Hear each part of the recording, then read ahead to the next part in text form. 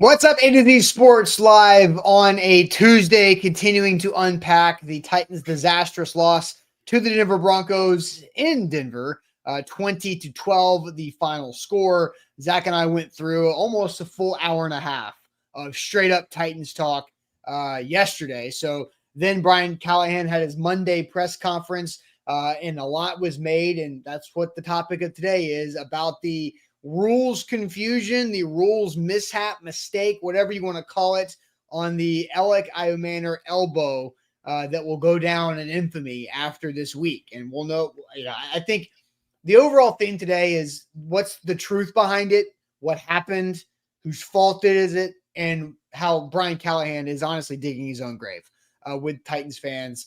So it's going to be a very fascinating show. We'll talk about what does Brian Callahan have to do for us to all move on and forget about this and trust him again as an NFL head coach, which is a tough question. And I'm curious to see where the chat's going to take that. And then JT, you watched the All-22 film yesterday, and we will do a segment on left tackle Dan Moore. And then we'll throw shade. Not like we'll be throwing shade all before throwing shade, but we will also throw shade at the end of the show. So Easton did not oversleep actually today. He was on time, so props to Easton for that. But no, he's on an important mission. Yeah, Easton is actually, I'll just say it. Easton is actually going to tour the new stadium in about 30 minutes. So that's why he is not on the show today. But he got back from Denver yesterday, and then they decided to have a media tour of the new stadium construction this morning during the show. So he will be on primetime tonight for Buck, as he always is on Tuesdays. And then Easton and I will take the Wednesday show, and we'll move on and get his thoughts on it. But we will have Easton involved in today's show here momentarily. But JT, tell the people what they got to do before we get going. Yeah. Good morning, everybody. What's up, A to Z crew? Good to see all of you guys in here. As Katie says, good morning. Good morning, Corey. Good morning, Darren. All of you guys here in the chat. Robbie, good morning. Good to see all of you guys here today. What's that Mike McDaniel saying? It's a great morning because we're one day closer to death. I'm imagining that's how Titans fans continue to feel after Sunday's game. But hey, we're going to talk about it. We're going to move on. And then soon enough, it's going to be Thursday and Friday. And we're going to be looking towards yet another Titans game day preview against the Los Angeles Rams, which is not much of a lesser task than last week. So it should be exciting, but we're still in the present. So we have to talk about the rules confusion and everything still. So good to see all of you guys in the chat. Let's get it going. Yep. Let's do it officially. Welcome to A to Z Sports here live on a Tuesday. I'm Austin Stanley. He is JT Runke. We're Nashville's on-demand sports talk network, going live weekday mornings at 8 Central Time. We are powered by BTA Sports. You can download the BTA Sports app in our description with that link. We'll talk about them throughout the day. Make sure to follow us on Instagram, TikTok, and Threads for more coverage. All of our segments are tweeted out live at A to Z Sports is where you can find us there. Got to make sure we thank our sponsors because they truly do make it happen for us, and they help out all of you. Wilson County Hyundai, make them a part of your new car buying process. Go see them in Lebanon or online, wilsoncountyhyundai.com. The Bone and Joint Institute, boneandjointtn.org, the region's destination for comprehensive orthopedic and sports medicine care. Barton Drury Insurance Group, customized solutions for all of your insurance needs. They're local and online at bartondrury.com. Botero Carts, life is short. Buy a golf cart, with 2 locations in the area for you in Gallatin and the new one in Columbia. And Window Nation, buy 2 windows and you'll get 2 for free. Make no payments for 2 years. That is all on windownation.com. So JT, there's still a lot to unpack because yesterday, we'll just go ahead and play the clip from the post game about why Brian Callahan did not challenge the 1st and 20 completion down the right sideline to rookie Alec Iomanner from Cam Ward, where it looked like he was mostly out of bounds, but that elbow on our replay at home looked like it landed in the green, right? Not on the white, but in the green.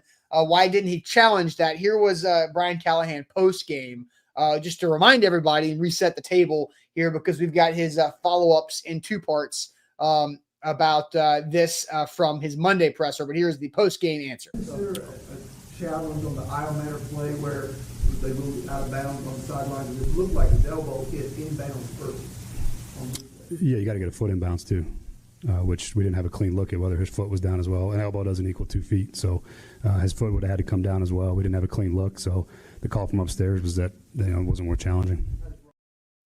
So I think something to remember from what that just said that was overlooked from when we've listened and watched this answer is the call from upstairs was it wasn't worth challenging. Correct. Okay, so now let's get to Brian Callahan at his Monday press conference, JT, in the first part of him just being like, you know what, guys? Yeah, I was wrong. And again, I know you guys are all here for the conversation about the play with Alec and challenging the play and what I said after the game. And look, ultimately, my interpretation of the rule was wrong. I'll own it. We should have challenged the play, and that's pretty much all I can say about it. Is I'll own the mistake. We should have challenged it, and that's where it stands. So other than that, you guys can go ahead. With that being said, obviously there are other people who may have been able to tell you, hey, go ahead and challenge that. What happened there? That process and how those things get relayed, I'll keep those in-house. But I'm the head coach of the football team, and my job is to make those decisions. And I didn't do a good enough job in that moment. I should have challenged it, and it probably would have resulted in a potential explosive play. So should have challenged the play. But your interpretation of it being incorrect, the interpretation of Rob in your ear is also incorrect. He's there to correct you or counsel you, and he's also not getting it right in the moment, correct? Again, I should have challenged the play, and the communication and how those things happened are all part of the process that we got to do a better job of overall. But I'm in charge of that, and I didn't do a good enough job there. So, again, I should have challenged the play. Do you talk to players about that and what you want them to take from that? Yeah, I think what they should take from is the same thing I asked from them too, is to take accountability for a mistake or for a play that they didn't make or needed to make or didn't do right, and make it right. And I think that's my job as a head coach, and I'll make it right. So that was the first time he brought that up. So I want to just have that fresh on people's minds, and I want to play the second answer on this because he did kind of change his tune. JT, how many minutes later was this follow-up answer? Do you remember from cutting up the presser? Less than one question. I believe it was these two questions, and then Jim Wyatt asked a Cam Ward specific question, and then John Glennon had to do his best to fight off the droning in the back from another Alec Ironmaner question. So okay, here's part two. On the Ironmaner play, I mean, that rule has been in effect for a long time. I guess in retrospect, are you surprised yourself that you didn't know the correct interpretation of that rule? Yeah, I think I got a little more clarity on it now at this point. At the end of the day, those things happen really fast, and you're starting to get ready for the next play call, and you're waiting on information from what the look looks like. And look, I misspoke on it after the game, and I'll own that. I'm aware of the rules. I understand the rules. Again, a mistake that I made that I gotta correct, just like I'd ask our players to. So you say that you misspoke yesterday, but at that time you knew that one elbow equaled 2 feet. Say that one more time. So yesterday when you misspoke on the rule, you did know at that point that one elbow equals 2 feet.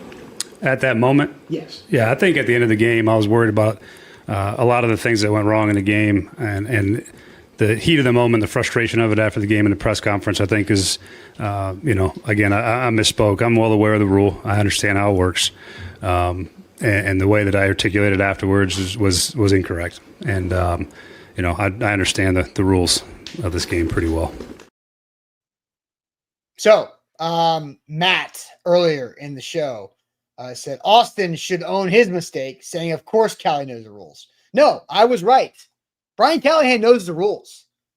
Brian Callahan knows the rules. I was right on this there, Matt. But here is Easton's tweet yesterday. The more I think / dig on this, the more ambiguous it gets. The only two things I know for sure, in all caps from Easton, about the Titans' rules mistake yesterday was one, Director of Game Management and Strategic Initiatives Rob's Ryderer definitely didn't know the rule upstairs and told Callahan not to challenge. Two, Callahan went with that advice, and as the head coach is responsible for the screw up. So there's Easton's take there on what he dug through. And so, JT, I want to get everybody's response here on just how Brian Callahan handled this situation here. So we've got people in the chat. I want everybody's reaction to Brian Callahan, one, saying, owning up to it, that it was a mistake, different interpretation of the rule, than the second answer of like, yeah, I know the rules. He says he knows the rules. So I want to get everybody's initial reaction on this. But first, JT, tell everybody about our friends at the Bone and Joint Institute. Yeah, the Bone and Joint Institute, the region's destination for comprehensive orthopedic and sports medicine.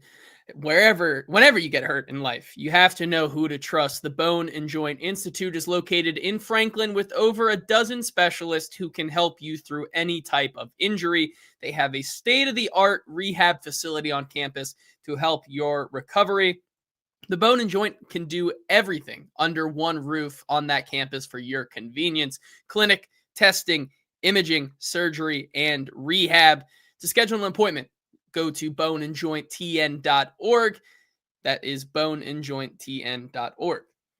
Also, BTA Sports, that's what the show is powered by. You can become a better sports bettor and fantasy football player this season in the NFL. You can download the app using the link in the Facebook and YouTube description. Use our code ATOZ. When you sign up, you get a 14-day free trial and a $99 price on the full season pass with BTA Sports, making you better at sports analytics and making you better at fantasy football and your sports gambling needs there, right? So BTA Sports is a great app.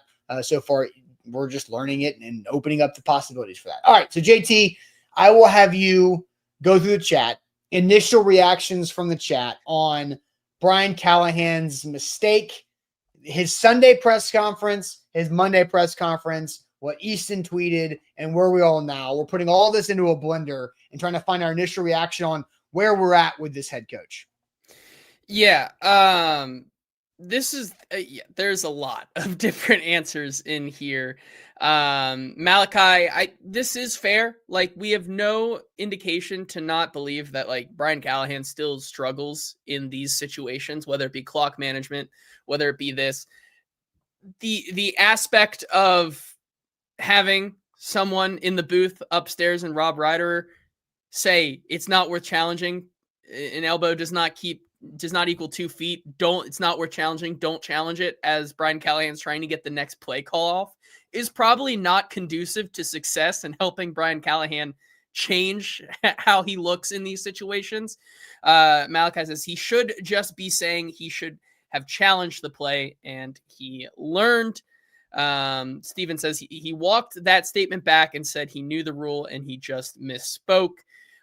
Rooney says maybe you shouldn't be getting ready for the next play call and coach the team, which sure. All right. Just don't let Cam, just don't get, okay. No, but I think that goes into there's too much on Brian Callahan's plate, right? Of being the play caller and the head coach and managing the game. Cause if he's the head coach and not the play caller, and the offensive coordinator Nick Holtz is working on the next play, Brian Callahan would be involved in that process, but Nick Holtz is doing the heavy lifting on that, where Brian Callahan can, if Rob Ryder is saying, no, not worth challenging, one elbow does not equal 2 feet, he needs another foot in there, and Brian Callahan can be like, no, I don't think that's right. I know the rule. The rule is one elbow equals 2 feet. But because Nick Holtz is doing the play stuff, right? So I think that's what Rooney's saying. Yeah. Either way, it was a lose-lose situation for Brian Callahan, which I think we're going to. That's at least my conclusion on today, and we'll get to more of that. Let's see what else we have here in the chat. D says if he knew the rule, he wouldn't have backtracked his backtrack, which we can get into how he handled the situation. If you knew the rule, he should have challenged. Can't be a yes man if you know something's wrong. Once again, I just don't think he had time to have that like process. He's trying to get Cam ready for the next play. Howard says if he didn't know the rule, and obviously he didn't, you mean he's got a staff of 30 or 40 people that also didn't know the rule, or did he just not listen?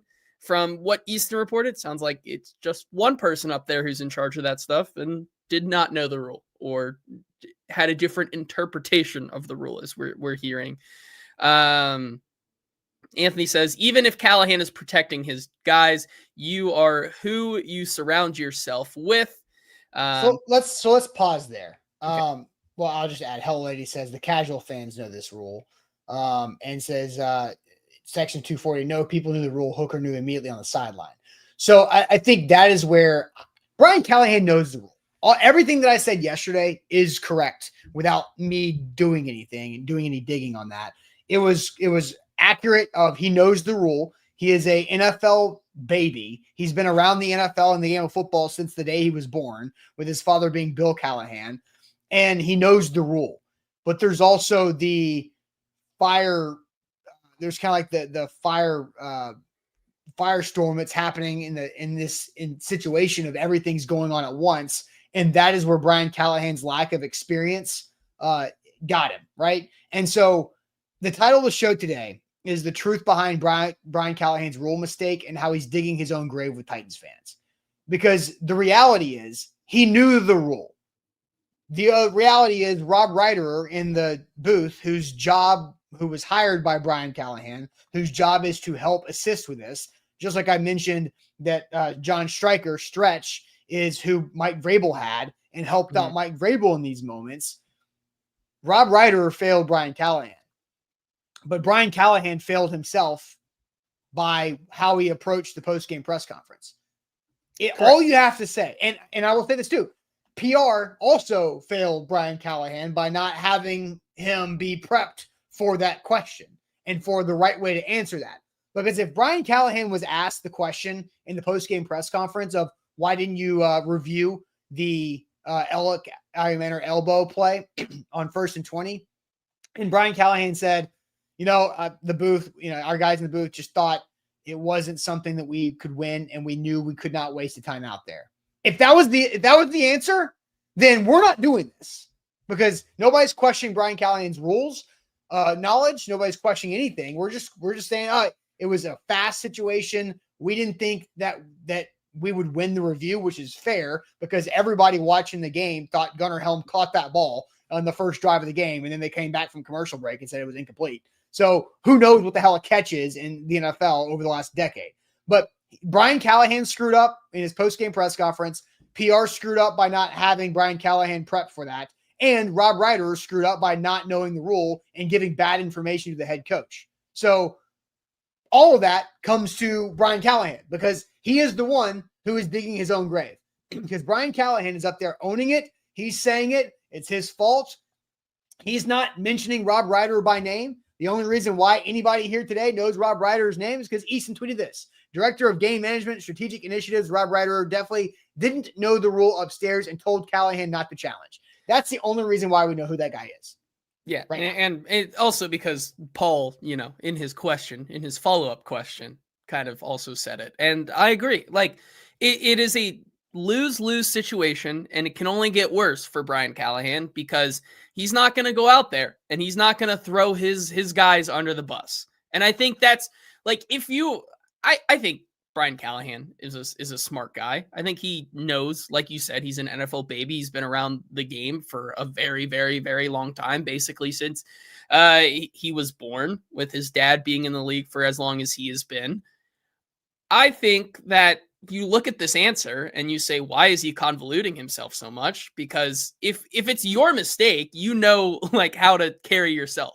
He's doing the juggling of trying to like basically take the blame and be that shield for a multitude of operational mishaps from yesterday, from top to bottom, from the booth to his ears to everything. Like, that is where we stand today. And so, yes, it still is not a good look on Brian Callahan because, yes, it should have been challenged.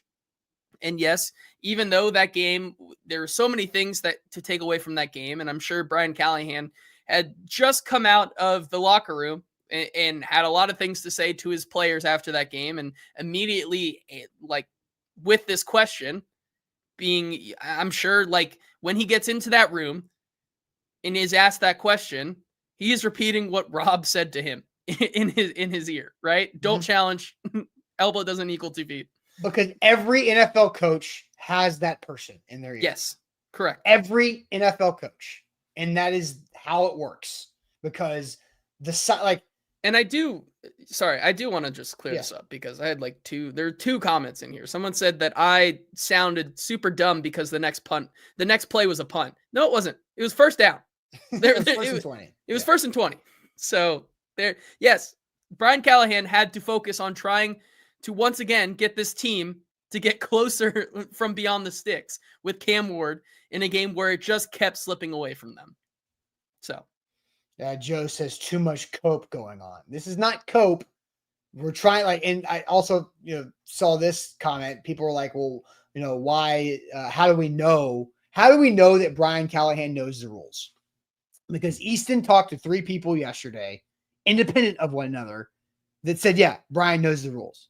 And that's Easton's job. As our Titans reporter, it is to ask questions to people about things that happened.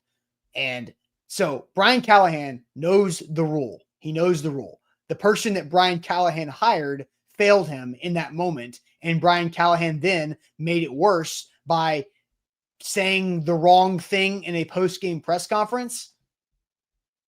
And now we're all on Brian Callahan's neck. And so some people in the chat are saying look, let's move on. It's one game. I see Amnesia with a super chat saying, I'll never understand why Titans fans are always wanting someone fired. Downing, Rand, Vrabel, Malik, Levis, now Callahan. This team needs stability, not a revolving door of staff. It's just game one. It is just game one. And I think the Titans fans want people fired because they want the high standard. They want the good days back. They want the taste of playoffs 3 years in a row to come back, and they want people to pay for bad mistakes. And, Amnesia left off some people in there about wanting people fired because, those people deserve to lose their job at the time. And Brian Callahan, is he deserving of losing his job yet? That's up to you. It's not going to happen right now. It's not going to happen right now. So Swan saying promote Denard. Denard Wilson is the defensive coordinator. Brian Callahan's not going to get fired right now. I don't want to get back on this. So we're not going to. Today. But I did want to get to a couple other comments. Because Lane says, I blame the booth more than Callahan, but he hired that booth. Joshua, I think, is correct too. Says Brian Callahan let his ego win in the follow-up question. He should have just stayed with his initial response. I think there's something to that because Brian Callahan, and we've talked about this over Brian Callahan's time as the Titans head coach, he is very forthcoming and upfront in his press conferences. He says the truth. Brian Callahan does not like the head coach lying. Mike Vrabel did a lot of lying as the head coach out of protection reasons. Brian Callahan doesn't want to lie. But when he's up there and his first answer is to take full responsibility and fall on the sword for something that he got bad advice for, then the second follow-up, he did let his ego win there. And I'm sure there's other things that happened in that game yesterday that happened last season that Brian Callahan is getting the heat for, that Brian Callahan did not choose to do. I don't know. I'm sure there's play calls that Brian Callahan made that were not executed well. We know the drops. We know all these other things. I'm sure there's so many things that go into that, but we don't know how that works all the time. Bork says, after such a mistake, does he get to say, we keep the process in-house when people ask who helps him determine when the challenge? He could, and that, but Brian Callahan likes to be transparent. He likes to tell the truth. And so he likes to be open. So he is going to default to saying too much. And correct. I feel like, JT, I'll ask you this. Does this feel like the first time Brian Callahan is truly messed up at the microphone? Yes. And that, I don't want that to come across as I'm trying to defend him or anything. But this is legitimately the first time I myself have been taken aback and said, because Brian Callahan is, like you said, very forthcoming. If you've ever talked to him off the record or not on camera, he's the same guy. He loves football. He'll love to talk your ear off about football whenever you get a chance, right? This is a guy who I think, is very forthcoming. And this is the first time that, yes, he had to not he was not able to be forthcoming because it's not just him involved, right? He's protecting his staff. There are more people involved than just himself in this answer. And I think that's the important part and why it happened this way. And so I think that that's the way you can say it. And you can say you're in denial. You can say that it's backing him up, but I think it's the truth. All right, so now let's ask everybody this question, because Brian Callahan has clearly lost trust with a lot of the audience. Correct. And a lot of the fan base. How does he get it back?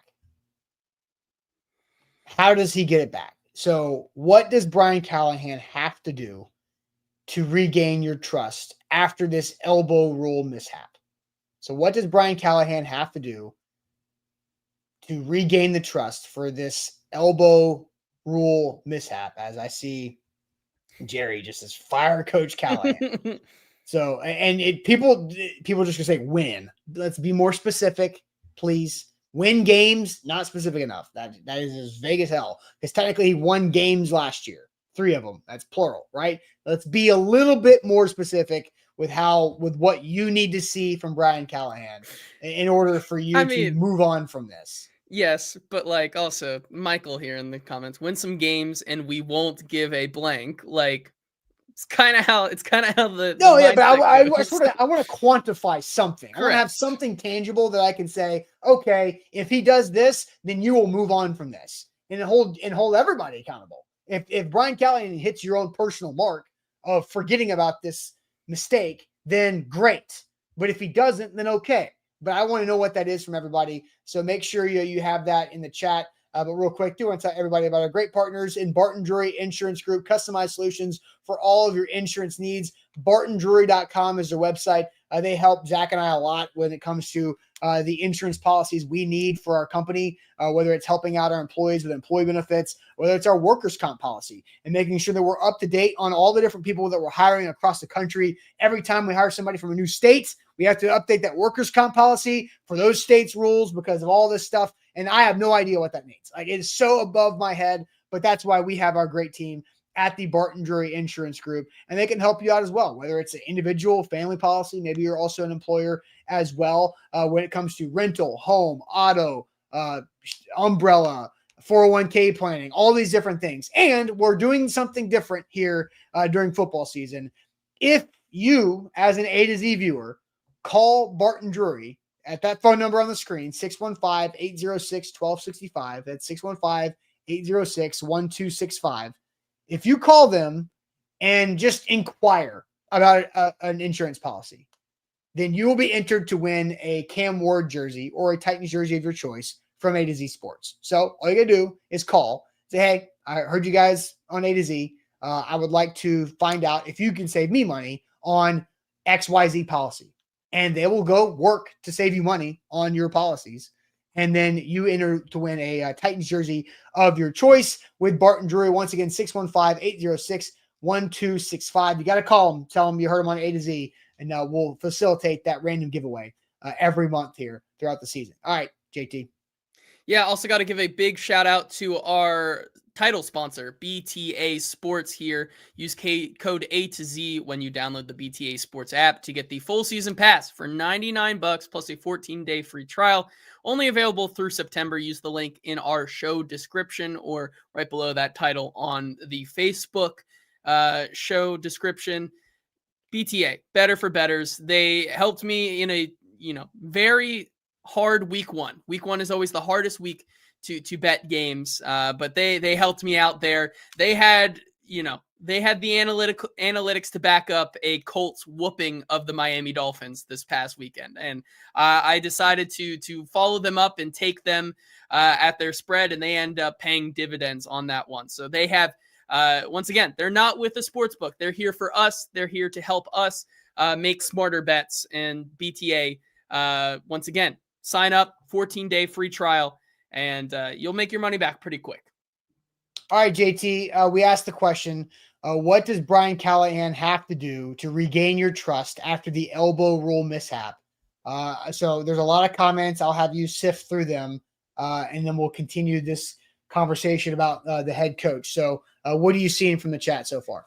Yeah, I'm just gonna gut reaction. Just find one that find one that doesn't have the word win in it here. Let's see.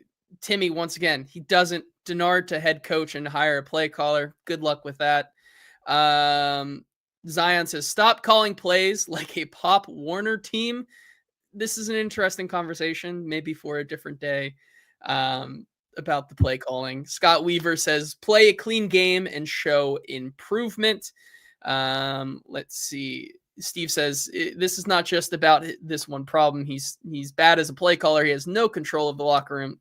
Once again, how do you know, Steven? Nick just basically saying, don't be a dumbass.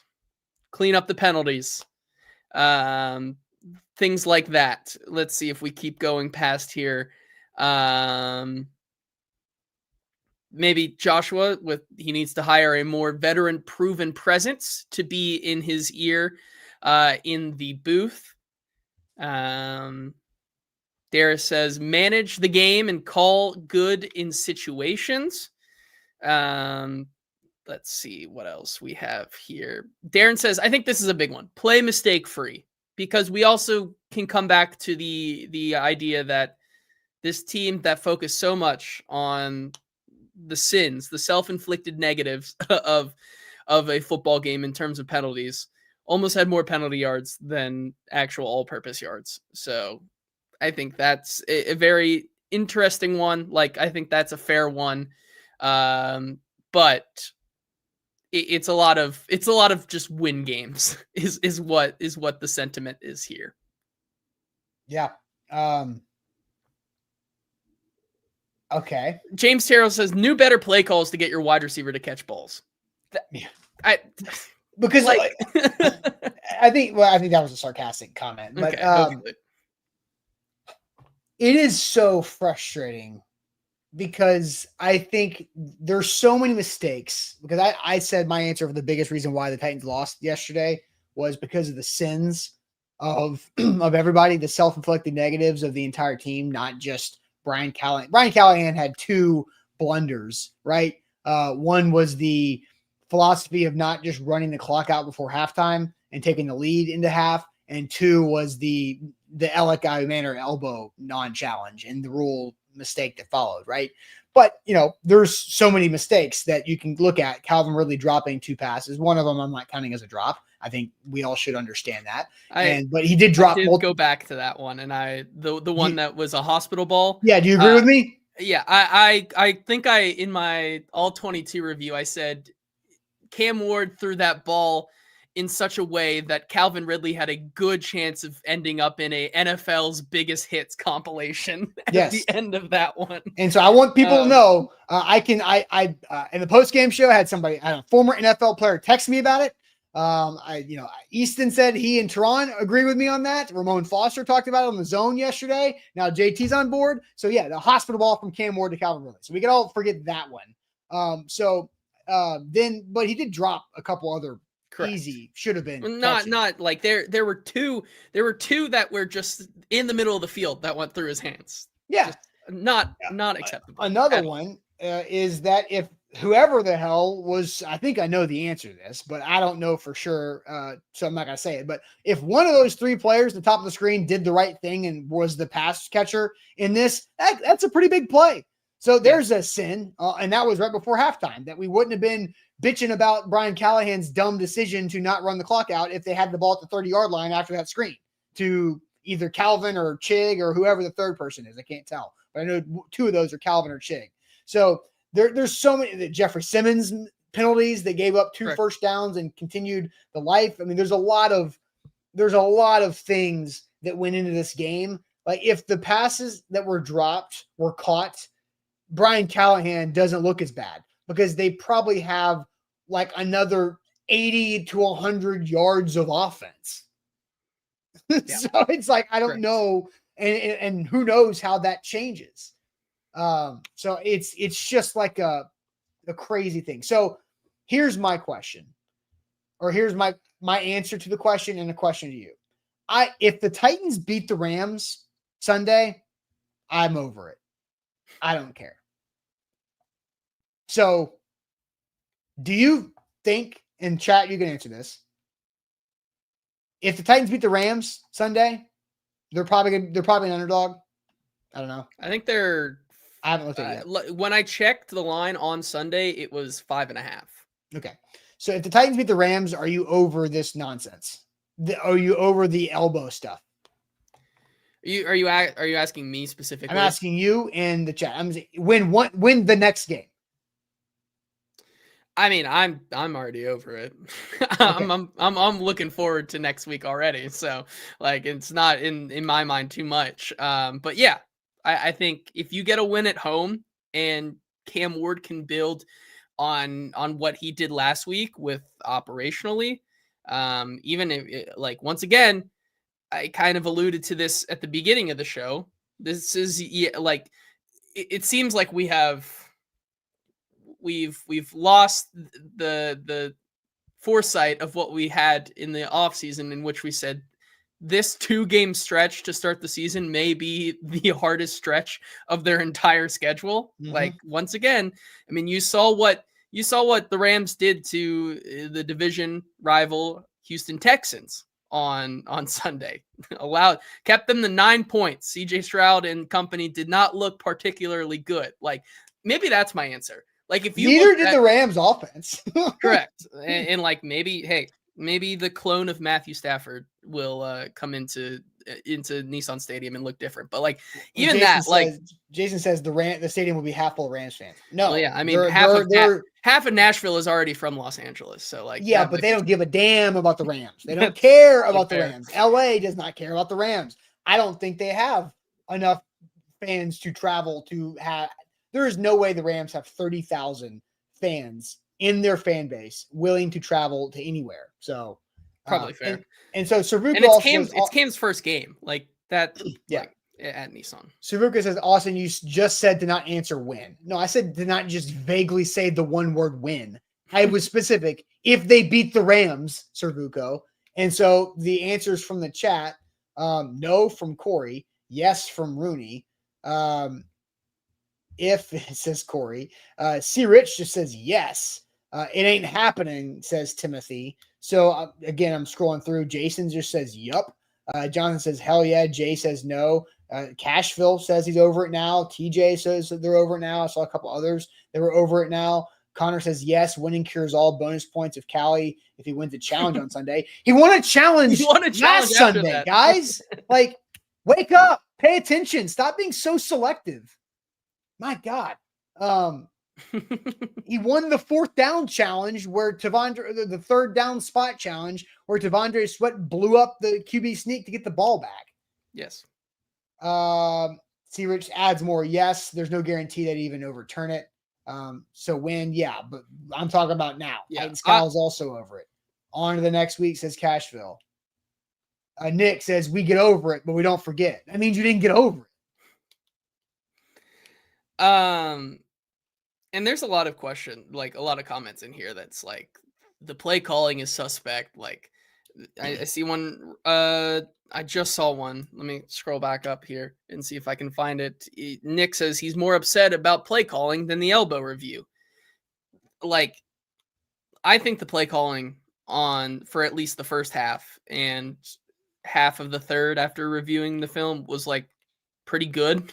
Like, it was very good. It was clear that early on into that game, if you don't have your team starting 2nd and 3rd downs from 11 plus yards from the sticks, like, probably would have had more success than what you had. And so, like, I think that my answer is like, I obviously think that it's also going to be yet another uphill battle for this team going into the week to even think about pulling away with a W on Sunday. But like, if the operation things for Cam continue to get better and cleaner, because I think there's one thing with the all 22 that I saw, like, I think that there's more growth that needs to happen from an operational standpoint between Callahan and Cam.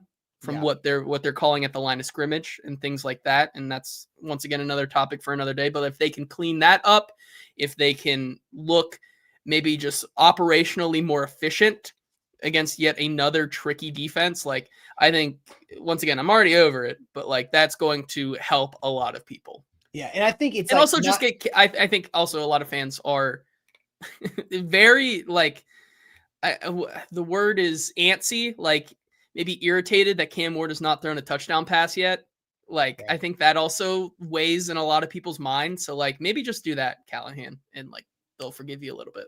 Chris says it depends on how the Titans win. Oh, so now you're being specific about that? Dude, I don't think you're in a spot to care about the prettiness of a win at this point. And then Jeffrey says, hell no. If the Titans win, it's because of Ward and the defense only. So Cam Ward helping you win a game, you're still saying the offensive-minded head coach that drafted and is training the quarterback to help them win the game is not involved in that. I think that's a very ignorant comment from Jeffrey. Man, you guys are really getting under my skin. It's week 1. We got a long way to go. We do. So there is a lock in, like the show. Where's King VC when you need him? Actually, you know what? I'm going to steal this from Will Bowling this morning because he said something that I agree with and it was very funny. Like, we're open to disagreement, just like the show, right? That's the only, like, if you're going to disagree and say something and argue with us, totally cool. But the payment, the get in the door for that is to hit the like button on YouTube or Facebook. So correct. Vols 8 has something in the chat that I was already thinking about of how this similar situation with Brian Callahan applies to something that happened between week 1 and week 2 last year. So I'll dive into that because it was a really good comment that I'm going to give Vols X8 credit for. But real quick, Window Nation, they have their biggest and best deal of the entire year going on this month of September. And crazy enough, we're almost a third of the way through the month of September. So you're going to jump on this right now because Window Nation gives you a big savings opportunity. Buying 2 windows to get 2 windows free and make no payments for 2 years means you won't have to deal with a monthly payment, a down payment, or any interest until 2027. The Titans will be playing games in their brand new stadium before you have to have any interest or down or payments at all for your brand new windows that you get this month. So how you go about it, you go to windownation.com or you can call them at 866-90Nation and they can schedule a fast free estimate now with those pros for Window Nation. But make sure you call them this month so you get locked into that deal because you might have old drafty windows or builder grade windows. It's been a crazy hot summer. I know my electric bill has been way higher in July and August. I bet if I had Window Nation windows, it would have saved me some money. So there's a chance that we can do that here. There's a chance that you can do that there, but you got to take advantage of it this month. WindowNation.com for those 2 free windows once you buy 2 at WindowNation.com. Yes, so much more to get into. Also have to thank our title sponsors here, BTA Sports. Once again, it's an A to Z September of savings. I'm coining that right now because you can use code A to Z when you download the BTA Sports app to get the full season pass for $99 plus a 14-day free trial only available through September. Once again, just use that code, 14-day free trial. Try it out. You'll probably win your money back in that 14 days. And there you go. You got it for the season.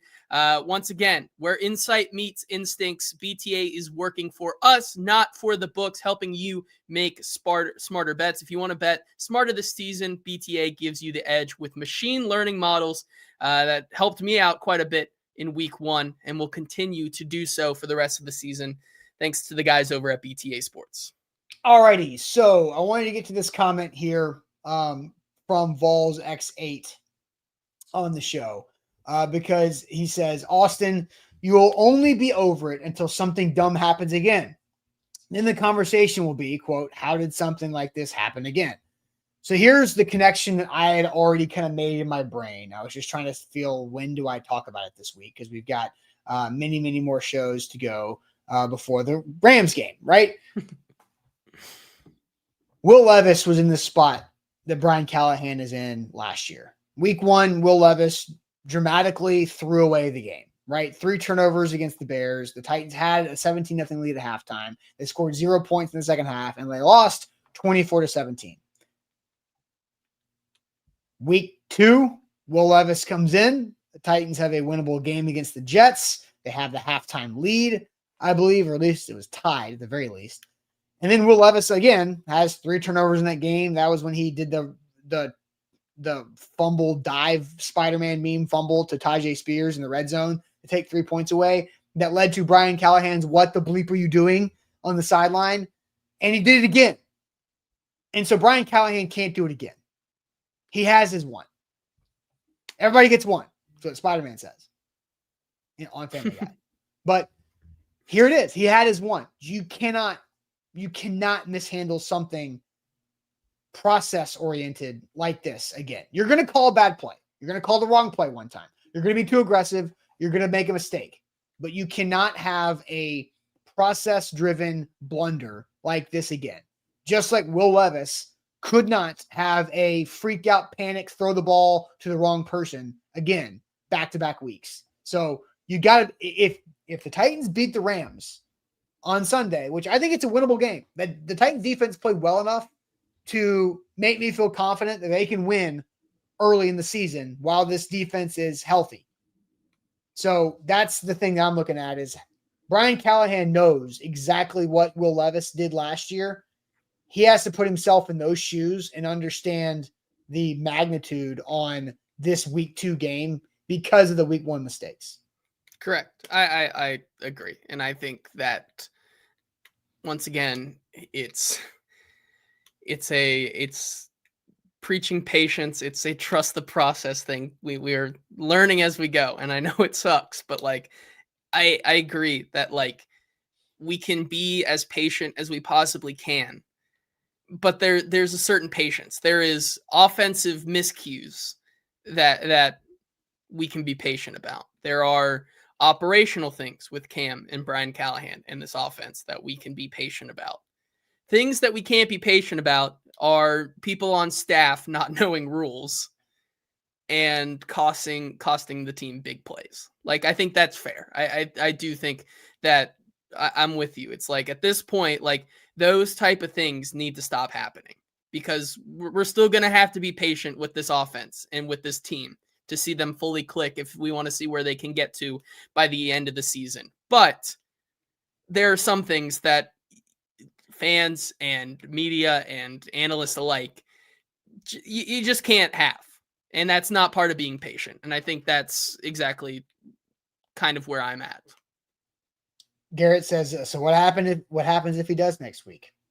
Then we're going to be here talking about it. Exactly. And we won't stop talking about it if he does that. All right. A couple comments here from super chats before we shift gears, because you've got some Dan Moore film study that we'll look at with the all 22 video. And then somebody asked about a JC Latham update. So we'll get to that in a second. But Leon says it takes a certain charisma to earn the respect of 53 NFL caliber men, for those men to trust him as their leader. Callahan does not have that aura. I think that's your opinion, Leon, respectfully. How do you know someone's aura? Like, how do you truly know? Cam Ward likes Brian Callahan a lot.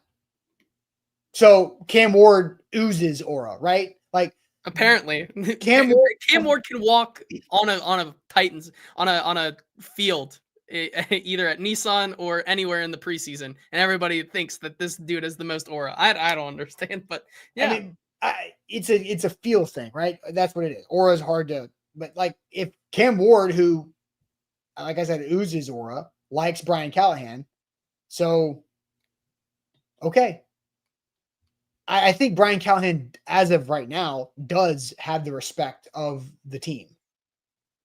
I don't think he's ever not had the respect of the team. Yes. Now, if stuff like this continues and they are mid-October, November sucky again, at some point that runs out because you're putting last year and this year together.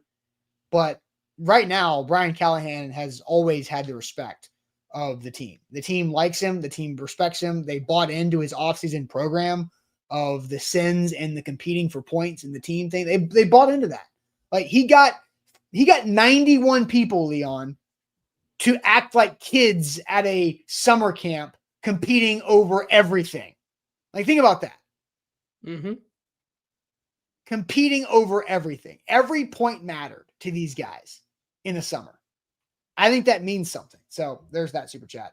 Cervuco says the refs called Helms catch a no catch, even if the challenge there's no guaranteed. So I think instead of Helm, you meant Alec. Well, I mean, I think Alec in this because they called Helms catch on the field and it was overturned. So right. So he mistyped. Ref called Alec's catch a no catch. Even if he challenged there's no guarantee. The only reason we're talking about it is because of the press conference. Absolutely, yes. The only reason why we're talking about the Alec elbow rule is because of what he said in the post-game press conference was wrong. Yeah, I agree. If he would have just kept it at, I think we could get there was probably a smarter way to lie about the whole thing, probably in the press conference, and just say we didn't have a good look at it at the time and we had to keep going. Yeah. We would not have the same conversation. We probably would have said on further review, he probably would have came back and said, yeah, we should have challenged it. I got to be better. We got to be better on Monday. And this wouldn't have been a whole deal. He could have just easily said, we didn't get a good enough look at it. We thought even with the elbow, he was out of bounds. So and we wouldn't have the same conversation. Zamara says they also called it offside on Jeff, but that should have been a neutral zone infraction. You know what? Big whoop, 5 yards, first down Broncos. Either way, who cares? What do you, I mean, are you going to be that come on, Demario. Jeff created a first down for the Broncos, whether it was an offsides or neutral zone infraction. Who gives a damn? All right. So let's go ahead and get to your Dan Moore film study here. Cause I'm curious to see what you have seen from Dan Moore, but first tell everybody about our guys at Botero Carts. Yeah, Botero Carts. Life is short. Buy a golf cart. Listen, before I get into telling you everything about why Botero is the place to go if you're looking for a golf cart in your life, because you should be. This weekend, once again, another college football Saturday I was able to partake in. Was out with some friends and family, just going to get a bite to eat. Parking this weekend over closer to downtown Nashville was pretty tough. But I was walking down the street after we finally found somewhere to park, and this family in a golf cart just, I kid you not, rolls up and parallel parks into a spot that no car could have ever gotten into. And I was like, wow. Okay, maybe there you go. That's the reason they can fit in there. No other car could, because once again, life is short. You got to buy a golf cart. 0% financing for 36 months. Cart starting at $6,795. They're open 7 days a week. Full service sales and rental dealer. They're locally owned and operated with 2 locations to serve you in Columbia and Gallatin. No dealer fee, no credit card fee, no mystery fees. All up front. Carts are stored indoors out of the weather, so they're going to be in prime condition, and they also provide a no credit needed option if you want to take that route. Once again, that's Botero Carts. Go check them out. BTA Sports, this is what the show's powered by. Download the BTA Sports app to make yourself a better sports bettor and a better fantasy football player. Take advantage of our September offer and the code that we have. If you download it with the link in the Facebook and YouTube description, use our code ATOZ when you download the app, and you get a 14-day free trial with a $99 season pass. You will win your money back. You will be better with your fantasy football league to just dunk all over your buddies in that league. Daily Fantasy, they got that as well. So check them out with BTA Sports. Use our code ATOZ. JT, I will toss it to you. Your film study on the Titans' new left tackle who had a rough debut against the Denver Broncos defense. Yeah, I described my review of Dan Moore yesterday as wanting to, every play I watched, I was internally screaming, but as the game went on, the screams intensified with every rep. 3 plays here, and they'll just play back to back a couple times, but you talk about what Dan Moore was able to do this yesterday, and it's kind of all encompassing of the Dan Moore experience. First of all, I think there is something to be said about how many missed assignments, and you start the game off here, first play, You look at, Chigakonkwo motions off the left side, and whether Dan Moore is supposed to pick up on that guy faster, like it looks to me as if you can talk about assignments, but when you're running like that to the right, like you need to have all the guys covered no matter what. And Dan Moore just does not even get the opportunity to get the chip block off. Very sluggish on that play. You talk about this one here, which Nick Bonito doesn't even need to really use a single move on that play. Once again, here as well. That was the hold, right? That's the hold. Like, it's just top to bottom, not great on the day for Dan Moore. From being a little sluggish on the run game to not get the chip block off. This one upcoming right here after we watch this play again, like the Nick Bonito one. The second play, right? The Because second all three play, of these are on Benito. yes, they're all on Benito. And once again, like probably one of the better guys that he's going to come up against this season. However, like this one right here does not take any, like, even if it is a quick pass, a quick play design, once again, just keep pushing him outside and you have a good gain there. Like so many things that just made me not feel great about the Dan Moore acquisition. So here's for the what Titans. I noticed on the first play where created the TFL on Pollard. Dan Moore didn't block anybody, right? Correct. Because it was a run away from him. So the rules are he jumps down inside because you can't let somebody inside you because that's a quicker way for the TFL, right? I like conceptually, yes. But there's nobody there. So what are you Yes. doing? Like, so what's the point? He still needs to get the chip off on Nick Bonito. It's like And the Nick Bonito's concept very of, fast, but it's the concept of playing a zone defense. Like, I'm covering my zone. Nobody's in here. Look how good I did. I covered my zone. Like, yes. who gives a crap? You're not doing anything. You're just standing there. And there were multiple times, not just that one play, where I saw Dan Moore, where his job technically was to block down, but he kept blocking down to nobody, to nothing. Yes. And then somebody would just, there was I can't remember if it was a sack or a throwaway where that happened. The running back then had two players that had to pick the inside one because Dan Moore blocked down to nobody and the outside guy got the pressure of the sack or whatever it was. So like and I want to see if Dan Moore learns from this, because he's talked about the new philosophies, new techniques that he's learned from Bill Callahan and how he's trying to implement those.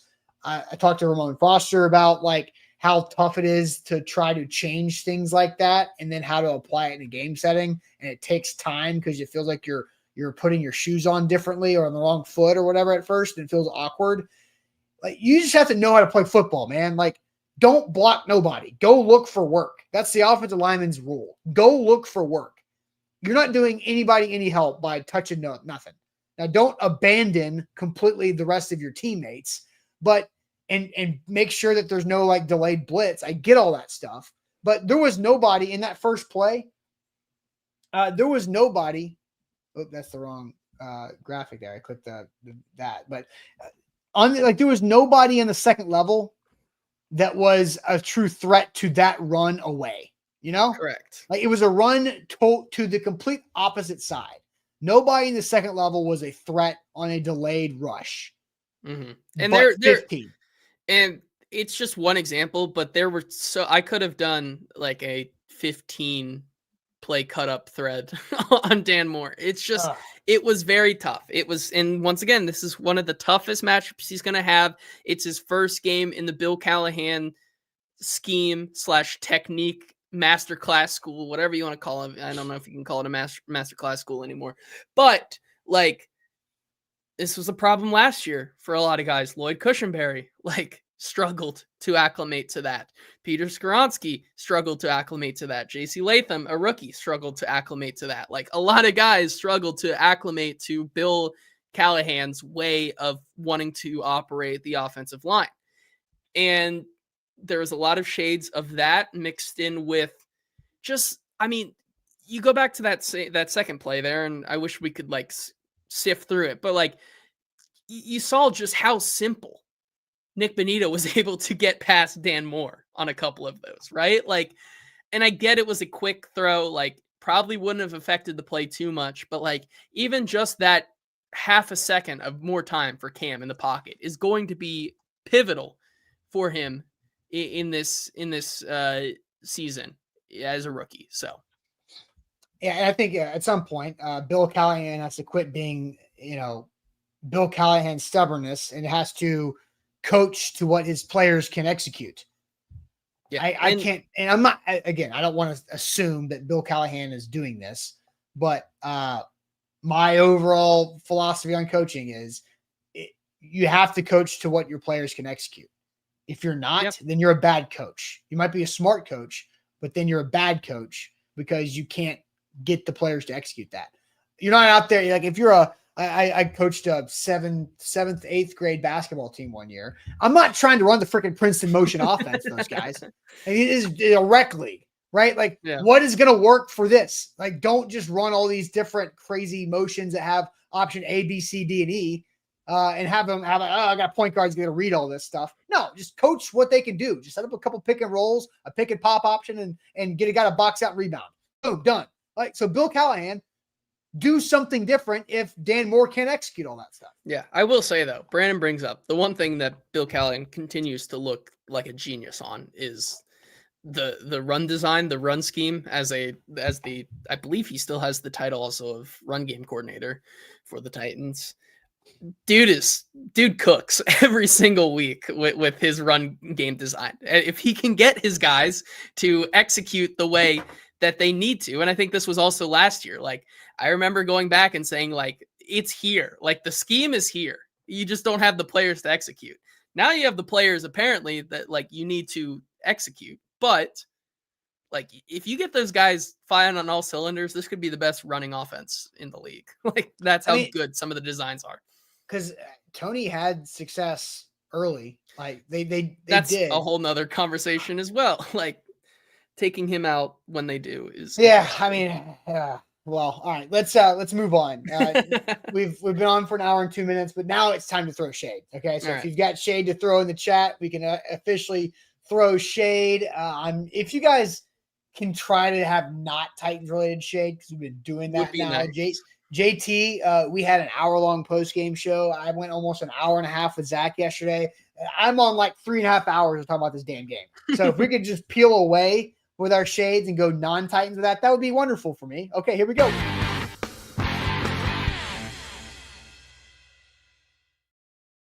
Shout out Wilson County Hyundai. Make him a part of your new car buying process. Go see him in Lebanon. Say hey to our guy Payne Bone out there doing great things with Wilson County Hyundai and help save you money on your new ride. WilsonCountyHyundai.com is the website there. So shade time.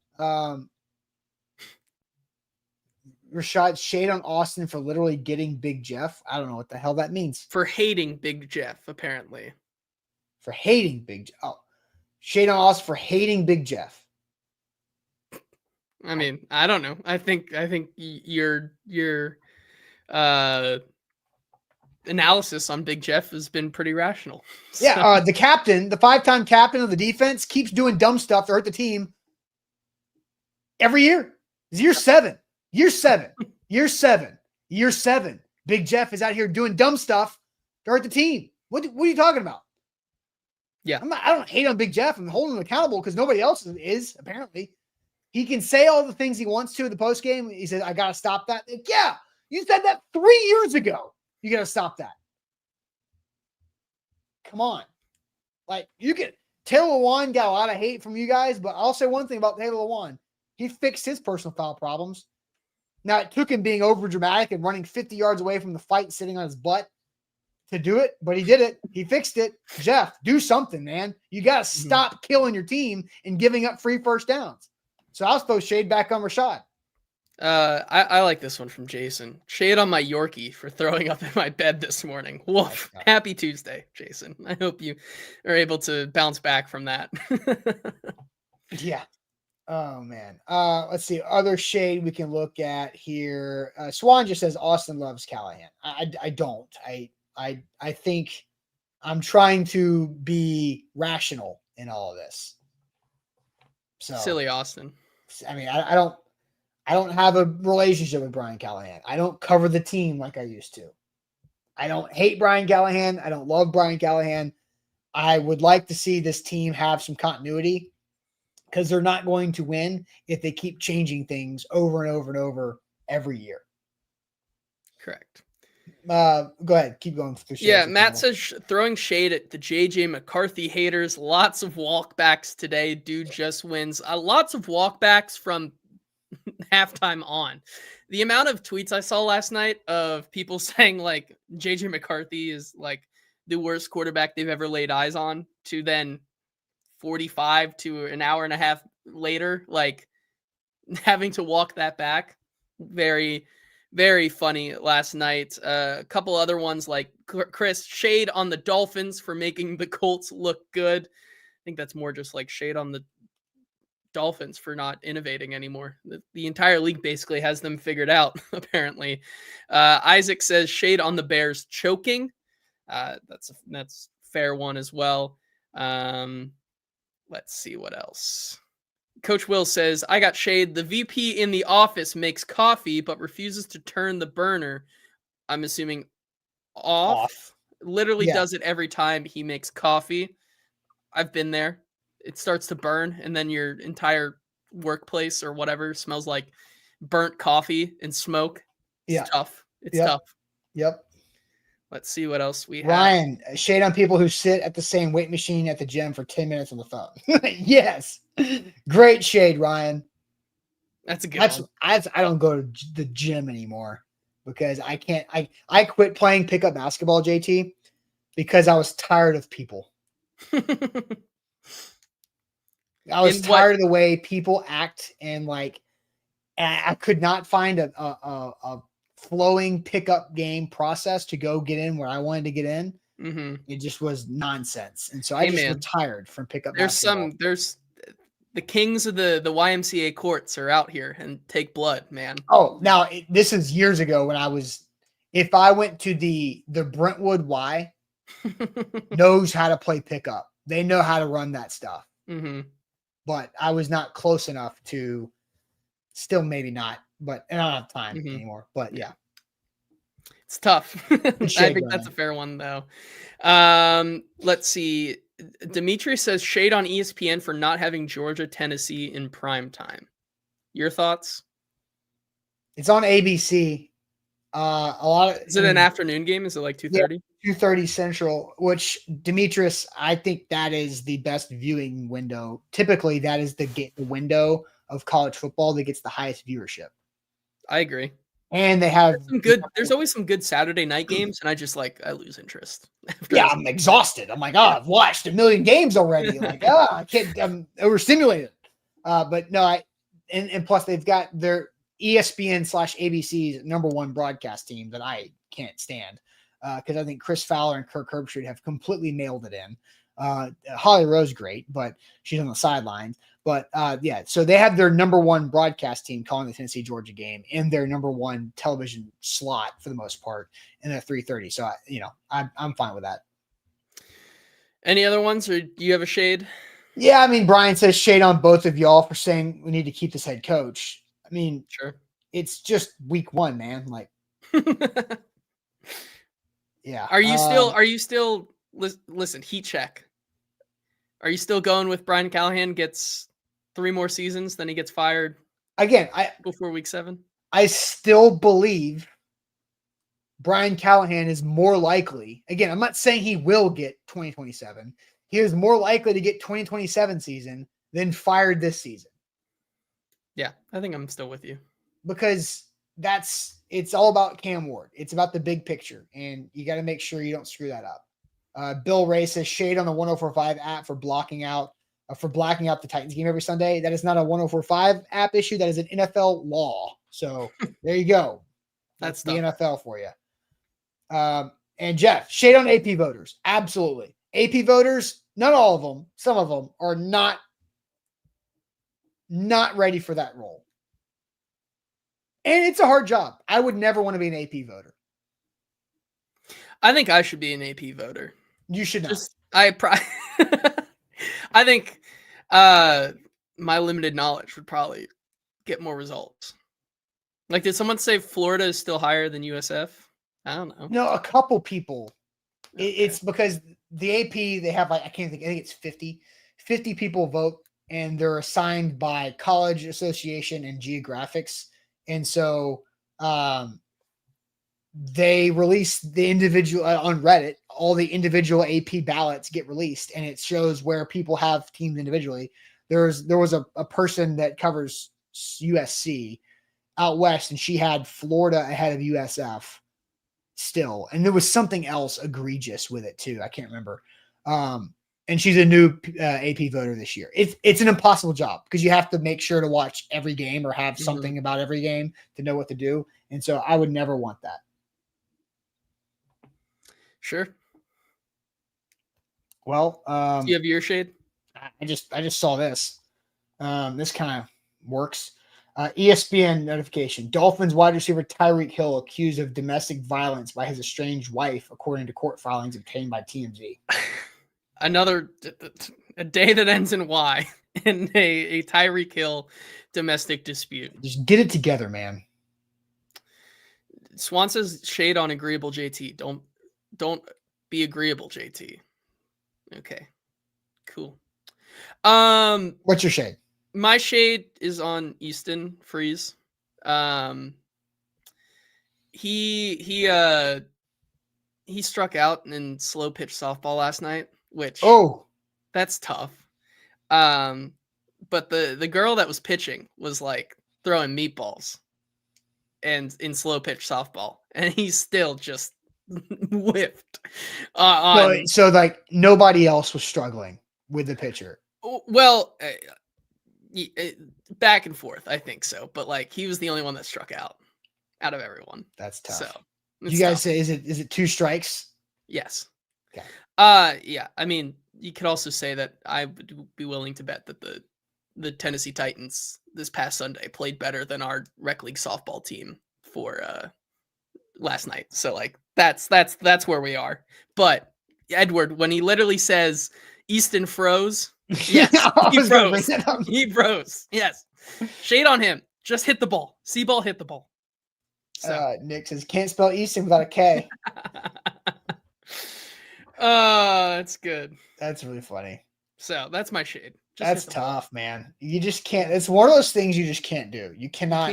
You cannot strike in slow pitch softball. And like, I'm not saying like oh, she's a girl that makes it worse. Like she was very good pitcher, but like apparently but she was throwing meatballs. Just got to hit it. So fire the softball. It's tough. All right, guys. Yeah. That's it for us. Make sure you hit that like button on the way out. Like the show on Facebook and on YouTube. Again, that's a huge deal for us. It's so easy for you guys, and we do appreciate everybody who does like the show every day that you guime watch. But hit that like button, subscribe to our channel, 5-star Google reviews, and I'll see you guys tomorrow on a Wednesday. Easton live tonight for primetime. How about this? Just go trash Easton for striking out in primetime. Please, I will show up. That is appointment listening. Because he is not paying attention to the show right now because he's on the new stadium tour as we speak. So just go trash Easton in primetime about striking out in softball. And we'll see you guys tomorrow. Thanks. See you.